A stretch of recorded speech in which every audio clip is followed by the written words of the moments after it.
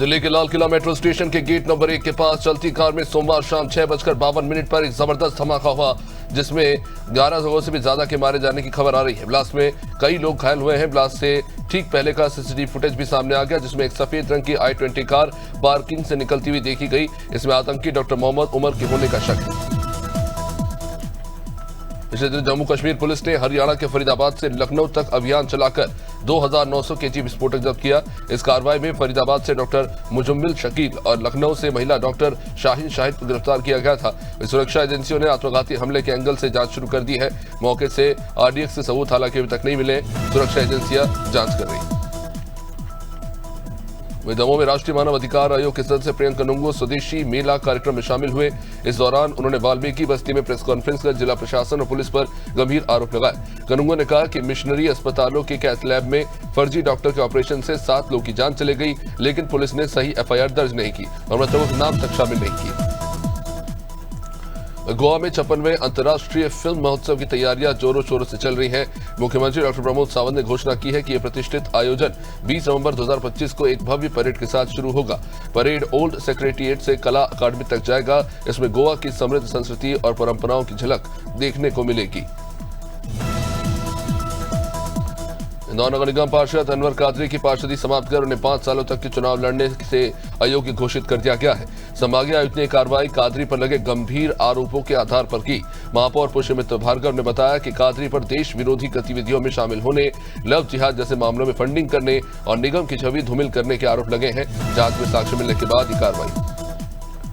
देश विरोधी गतिविधियों को लेकर, लव जिहाद जैसे मामलों में फंडिंग और निगम की छवि धूमिल करने के आरोप को लेकर साक्ष्य मिलने के बाद निगम ने 2/3 बहुमत से प्रस्ताव पारित करते हुए मामला आयुक्त को पहुंचाया, जहां आयुक्त ने दस्तावेजों के अध्ययन के बाद नियमों के तहत यह फैसला लिया। इस फैसले का शहरवासियों और जनप्रतिनिधियों ने भी स्वागत किया है। महापौर भार्गव ने कहा कि फैसला उन लोगों के लिए एक कड़ा संदेश है। वह देवरिया जिले के भलौनी कस्बे के रहने वाले शिवा जायसवाल दिल्ली में सोमवार शाम लाल किले के पास हुए कार विस्फोट में बुरी तरह जख्मी हो गए। उन्हें तुरंत इलाज के लिए LNJP अस्पताल में भर्ती कराया गया, जो उनकी हालत फिलहाल स्थिर बताई जा रही है। दरअसल शिवा भलौनी नगर पंचायत के मुख्य चौक पर रेडीमेड कपड़ों की दुकान चलाते। 9 नवंबर को वे व्यापारिक यात्रा के लिए दिल्ली गए हुए थे।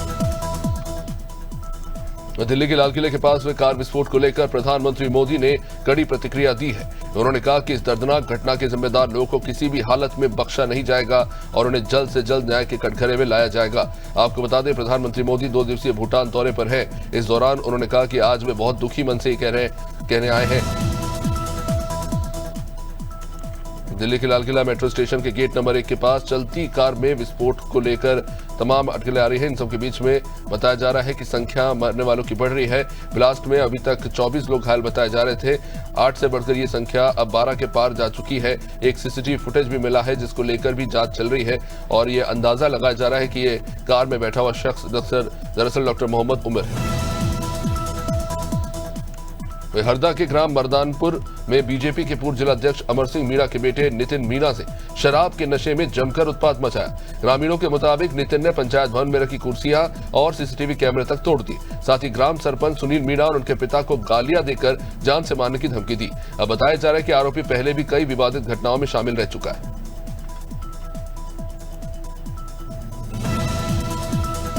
भोपाल में मुख्यमंत्री डॉक्टर मोहन यादव ने पूर्व मुख्यमंत्री स्वर्गीय सुंदरलाल पटवा की जन्मतिथि पर विधानसभा में पुष्पांजलि अर्पित की। इस मौके पर उन्होंने श्रद्धांजलि व्यक्त की और उनके योगदान को भी याद किया। उन्होंने विधानसभा अध्यक्ष नरेंद्र सिंह तोमर और भाजपा प्रदेश अध्यक्ष हेमंत खंडेलवाल भी जिसमें शामिल रहे। मुख्यमंत्री डॉक्टर मोहन यादव ने कहा कि पटवा जी के कार्यों ने प्रदेश और देश के लिए महत्वपूर्ण योगदान दिया है।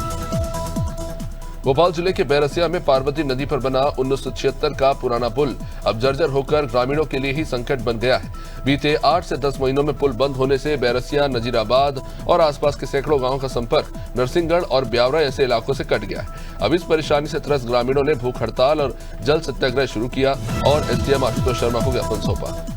मुरैना कलेक्टर लोकेश कुमार जहांगीर ने TL बैठक की। इस दौरान उन्होंने बैठक में मौजूद अधिकारियों के अलावा सभी तहसीलदारों और जनपद पंचायत सीईओ को वीडियो कॉल कर जोड़ा और उनसे बातचीत की। अब इसी दौरान कलेक्टर ने पटवारियों, सचिवों और अन्य कर्मचारियों को वीडियो कॉल कर उनकी लोकेशन पूछी। अचानक वीडियो कॉल पर कलेक्टर को देखकर कर्मचारी ही हड़बड़ा गए, लेकिन जब कलेक्टर ने लोकेशन दिखाने के लिए कहा तो सच सामने आ गया।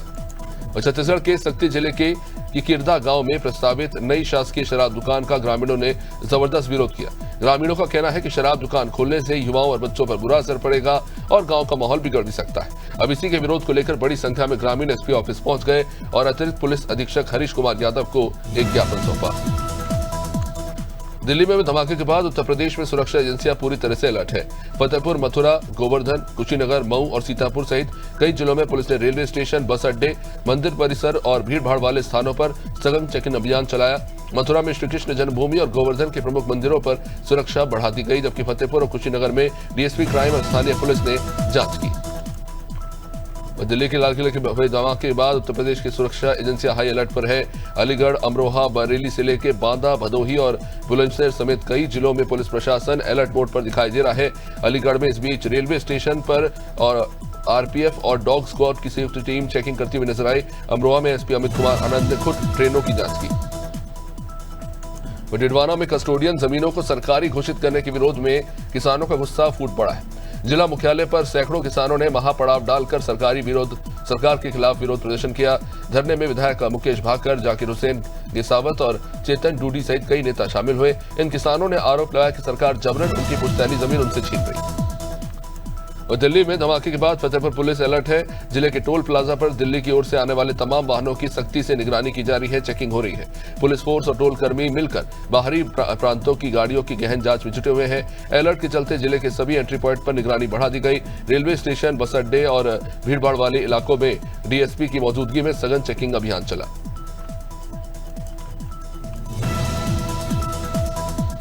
बलिया जिले में लावारिस शवों के अंतिम संस्कार की व्यवस्था को पहली बार संस्थागत रूप दिया गया।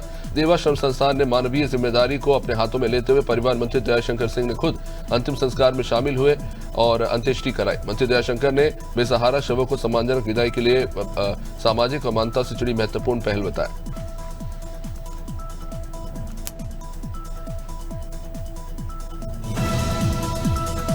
भदोही जिले में इंडिया गठबंधन के पदाधिकारियों ने कलेक्ट्रेट पर प्रदर्शन करते हुए मुख्य निर्वाचन आयुक्त को ज्ञापन सौंपा। एसआईआर विशेष पुनरीक्षण निर्वाचन नियमावली के संदर्भ में कुल 8 मांगों से जुड़ा ये ज्ञापन, जिसमें समाजवादी पार्टी के विधायक जाहिद बेग ने राजनीतिक दलों को मतदाता सूची उपलब्ध कराने, आधार और राशन कार्ड को मतदाता सूची के लिए मान्यता देने की मांग की। भोपाल में एनएसयूआई छात्र संघ चुनाव बहाली, वोट चोरी रोकने और निजी विश्वविद्यालयों में फर्जीवाड़े के खिलाफ जोरदार प्रदर्शन करता नजर आया। प्रदेश कांग्रेस कार्यालय से राजभवन तक रैली को पुलिस ने रेड क्रॉस चौराहे पर रोक लिया। कार्यकर्ताओं और पुलिस के बीच जमकर धक्का मुक्की देखने को मिली। वहां पर नारेबाजी होती रही। पुलिस ने प्रदेश प्रभारी समेत दर्जन भर कार्यकर्ताओं को बाद में हिरासत में लिया। दंतेवाड़ा के ग्राम कुंदेली में हुए निशंस हत्याकांड का पुलिस ने खुलासा किया। दरअसल पति ही पत्नी का कातिल निकला। आरोपी ने पत्नी की गला घोंटकर उसकी हत्या की। मामले को बलात्कार दिखाने के लिए उसने शव को खुद ही नग्न अवस्था में फेंक दिया। साइबर सेल ने हजारों मोबाइल नंबर और सीसीटीवी फुटेज का विश्लेषण करने के बाद यह सच निकलकर सामने आया। फतेहपुर में नेशनल हाईवे नंबर 2 पर पैनल फैक्ट्री के पास कोलकाता से गुड़गांव जा रहा इलेक्ट्रॉनिक कारों से भरा एक कंटेनर, जिसमें अचानक से आग लग गई। देखते ही देखते कंटेनर आग का गोला बन गया। आग लगने के बाद वहां धू कर जल उठा। इलेक्ट्रॉनिक कारें इसमें रखी हुई थी, बताया जा रहा है। आग की लपटें काफी दूर तक देखी जाती रही और इस बीच हाईवे में भी रास्ते अवरुद्ध हो गए। चालक और क्लीनर ने हालांकि इस बीच कूदकर अपनी जान बचाई। फतेहपुर के सुल्तानपुर घोष थाना क्षेत्र में बहन की शादी के लिए दहेज का सामान लेकर लौट रहा ट्रैक्टर दुर्घटनाग्रस्त हो गया और हादसे में 2 भाइयों की जान चली गई। दरअसल बारात मंडप में सजे वातावरण में अब मातम पसर चुका है, जहां परिवार मातम मना रहा है। हादसे के बाद पूरे गांव में शोक है। ग्रामीणों ने सड़क और पुल किनारों पर सुरक्षा रेलिंग की अब मांग की है। उधमसिंह नगर के बाजपुर क्षेत्र में पुलिस ने 12 किलो गौवंशीय पशु की खाल बरामद की। जब पुलिस ने मुखबिर की सूचना के आधार पर छापेमारी कर आरोपी को पकड़ा। मौके पर पहुंचे पशु चिकित्सक ने जांच के लिए सैंपल्स लैब भेजे हैं। इस घटना के बाद बजरंग दल और हिंदूवादी संगठनों में जबरदस्त आक्रोश देखने को मिल रहा है। पुलिस ने आरोपी को न्यायालय में पेश कर हल्द्वानी जेल पहुंचा दिया। समागे आबकारी उड़नदस्ते की टीम ने नशे के खिलाफ एक बड़ी कार्रवाई की। गौरव पथ के पास से युवक दिलीप नामदेव को 32 नशीले इंजेक्शन के साथ गिरफ्तार किया गया। इंजेक्शन की कीमत तकरीबन 15,000 बताई जा रही है। टीम मुख्य सप्लायर नमना कला निवासी रशल की तलाश में जुटी है। उप जिला आबकारी अधिकारी रंजीत गुप्ता ने बताया कि आरोपी का परिवार पहले भी ब्राउन शुगर की बिक्री में शामिल रहा है। अंबिकापुर शहर में गंगापुर शराब दुकान हटाने की पुरानी मांग को आखिरकार पूरा कर दिया गया। आबकारी विभाग ने देर रात गंगापुर से दुकान को न्यू बस स्टैंड के पास शिफ्ट कर दिया। इलाके में लंबे समय से लोगों में इसको लेकर नाराजगी थी। विधायक राजेश अग्रवाल ने चुनाव के बाद दुकान हटाने का ऐलान किया था। बिक्री प्रभावित न हो इसलिए विभाग ने रातों रात कार्रवाई पूरी की। लोगों ने इस फैसले का स्वागत किया।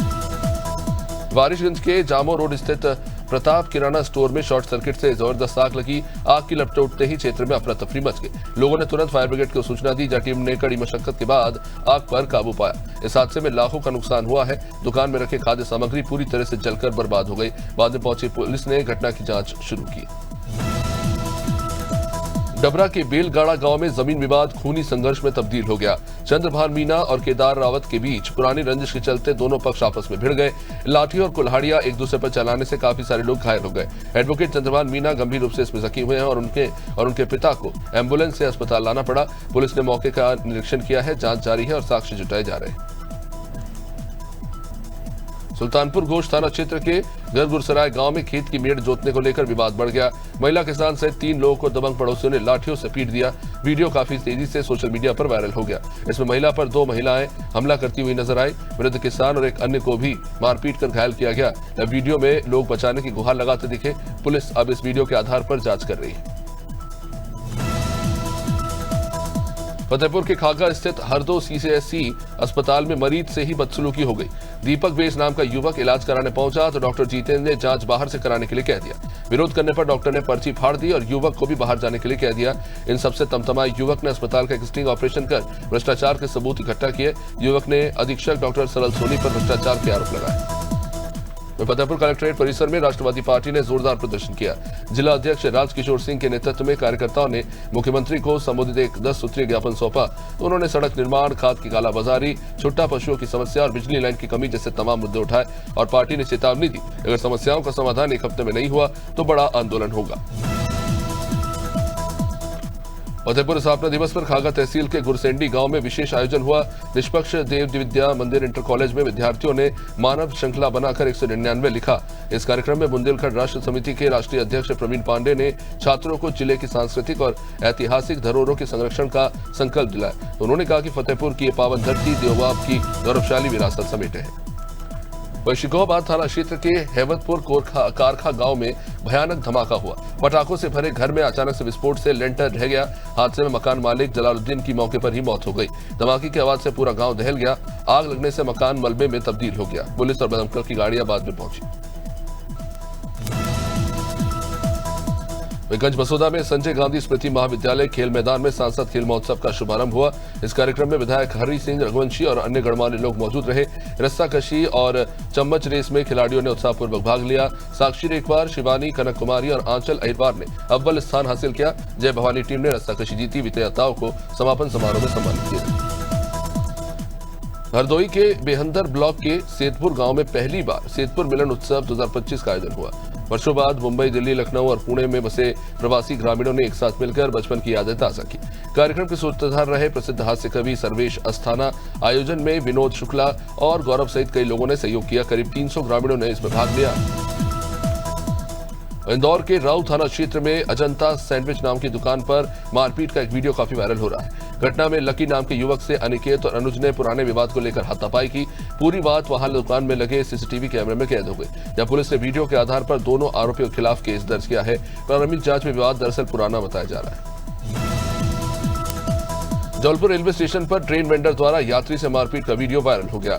यह घटना मुंबई बनारस महानगरी एक्सप्रेस की बताई जा रही है। आरपीएफ ने त्वरित कार्रवाई करते हुए आरोपी वेंडर को गिरफ्तार कर थाने पहुंचाया। वेंडर के वैध दस्तावेजों की भी अब जांच हो रही है। आरपीएफ ने बताया कि आरोपी वेंडर का मानसिक उपचार भी जारी है। वेंडर से पूछताछ पूरी होने के बाद उसे न्यायालय के समक्ष पेश किया जाएगा।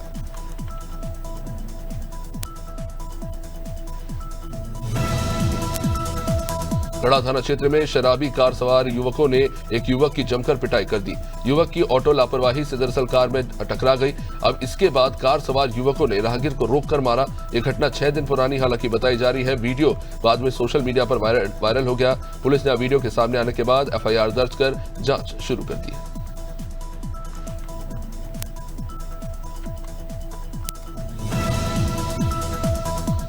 किलेपार में हुई हत्या के मामले में पुलिस ने महज 24 घंटे में खुलासा कर दिया। आरोपी कैटेज कुलदीप को गिरफ्तार कर लिया गया है और उसने संतू राम देशमुख की हत्या की थी। विवाद के दौरान गुस्से में कुलदीप ने ईंट पत्थर और चाकू से ही वार कर दिया। घटना के बाद हथियार कुएं में फेंककर वो भाग गया। वहीं पुलिस ने चाकू और खून से सने कपड़े बरामद किए हैं। आरोपी को न्यायिक रिमांड पर भेज दिया गया है। खंडवा से खबर जहां कलेक्टर ऋषभ गुप्ता ने ममलेश्वर मंदिर परिसर की सभी शिव मंदिरों में पूजा अर्चना शुरू करने के निर्देश दिए। पुरातत्व विभाग द्वारा सुरक्षा कारणों से मंदिर बंद थे। रविवार को सफाई कर सोमवार से पूजा अर्चना फिर से शुरू की गई। कलेक्टर ने बताया कि श्रद्धालु अब सभी मंदिरों में दर्शन कर सकेंगे। सिंगल्स 2028 को ध्यान में रखते हुए ममलेश्वर लोक की स्थापना का फैसला हुआ है। मंदिर की व्यवस्थाएं और बेहतर बनाई जा रही है। मेरठ में लिसाड़ी गेट थाना क्षेत्र के मदीना कॉलोनी में टायर के गोदाम में जबरदस्त आग लगी। आग लगते ही इलाके में हड़कंप मच गया। बताया जा रहा है कि दरअसल अवैध गोदाम रिहायशी इलाके में संचालित हो रहा था। आग की लपटों से कई घर प्रभावित भी हुए। बिजली आपूर्ति भी ठप हो गई। फायर ब्रिगेड की 3 गाड़ियां बाद में पहुंची और लंबी मशक्कत के बाद आग पर काबू पाया गया। नंदगांव में सोमवार को संत प्रेमानंद महाराज के आगमन से भक्ति का अद्भुत माहौल बन गया। सुबह से श्रद्धालुओं की भीड़ उमड़ पड़ी। महाराज जी ने कदम टेर और नंद भवन में दर्शन कर भूमि को नमन किया। गलियों में राधे राधे के जयकारे गूंजते रहे। स्वागत में गुलाब वृष्टि और पटुका पहनाकर उनका सत्कार किया गया।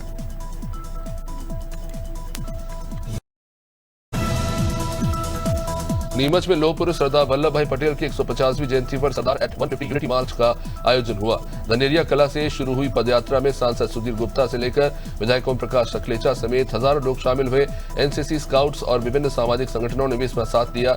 सांसद ने बताया कि 31 अक्टूबर से 25 नवंबर तक पूरे लोकसभा में पदयात्राएं चलेंगी। दिल्ली की करोड़ों की चोरी के आरोप को पुलिस ने आरोपी को पकड़ लिया है। ग्राम सिगनूर से देर रात दबिश देकर आरोपी सुमित को गिरफ्तार किया गया। आरोपी के खिलाफ थाना कृष्णनगर दिल्ली में 21 लाख रुपए कैश और 1 किलो सोना चुराने का और मामला दर्ज है, जहां पुलिस ने आरोपी को दिल्ली पुलिस के हवाले अब कर दिया है। चोरी का यह बड़ा खुलासा रात्रि गश्त के दौरान। दिल्ली में हाल ही में इस घटना के बाद राजनांदगांव पुलिस अलर्ट मोड पर आ गई है। जिले के संवेदनशील इलाकों में सघन चेकिंग अभियान चलाया जा रहा है।